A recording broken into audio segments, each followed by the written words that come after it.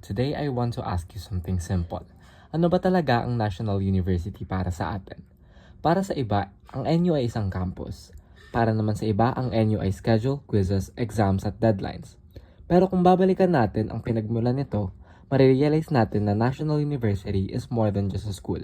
Isa itong pangarap, isang paniniwala, isang kwento ng tapang at pag-asa. Balik tayo sa taong 1900s. Isang 23-year-old na Filipino, ang pangalan ay Mariano Fortunato Jocson Sr., ang naniwala na ang edukasyon ay ang susi para bumangon ng bansa. Itinatag niya ang Kolehiyo Filipino, maliit lang ito noon, at ang paniniwala ni Jocson ay tinatawag na Dynamic Filipinism. Ibig sabihin, hindi lang talino ang hinuhubog, kundi disiplina, karakter, malasakit at pagmamahal sa kapwa at sa bayan. Kaya mula pa noon, bukas ang paaralan para sa lahat. Walang pinipili at walang iniiwan. Habang nagbabago ang Pilipinas, nagbago rin ang paaralan.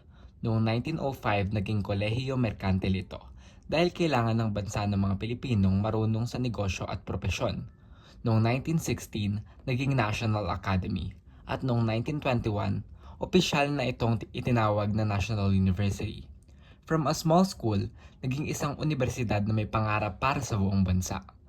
Lumipas ang mga dekada, nadagdagan ang mga kurso, education, engineering, pharmacy, dentistry, architecture, nursing, IT at marami pang iba. Pero hindi naging madali ang lahat. Noong 1998, isang malaking sunog ang sumira sa halos buong campus. Maraming gusali ang nawala, ngunit 3 linggo lang muling nagbukas ang university. Hindi perpekto, hindi pa buo, pero bukas. Kasi ang NU hindi sumusuko. Pagsapit ng 2008, pumasok ang bagong yugto ng NU.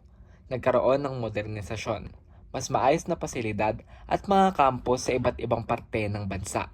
At syempre, hindi kompleto ang kwento ng NU kung wala ang sports. Sa basketball, unang nagkampiyon ang NU noong 1954 na nasundan naman noong 2014. Isang panalo na hindi lang tungkol sa score, kundi tungkol sa paniniwala na darating din ang tamang oras. Sa volleyball naman, simula 2012, ang NU Bulldogs ay naging simbolo ng consistency at dominance. Sunod-sunod na championships. At ang NU Lady Bulldogs, grabe, undefeated seasons, back-to-back titles. Ngayon naman, narito ang aming grupo para ipahayag ang aming mga natutuhan sa tour. Ang sabi ko lang sa missing tour ng NU is I've learned a lot, especially sa history, and kung paano bumangon yung NU from sunog dati, and nakapag-collaborate sila and nag-expand yung kanilang schools from iba't ibang branches, and meron na rin sa provinces. And also, pinakita rin yung mga sports na napanood ng NU. This one and room doon. And pinakita rin iba't ibang president ng NU.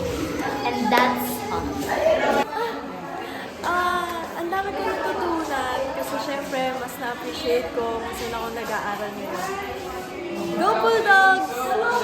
Ang masasabi ko lang sa museum tour namin ay sobrang informative at interesting. Marami kaming natutunan tungkol sa NU, yung history nito, yung background, and yung mga naging president, at yung mga tao sa likod ng NU kung paano ito nabuo. Anong masasabi mo sa experience?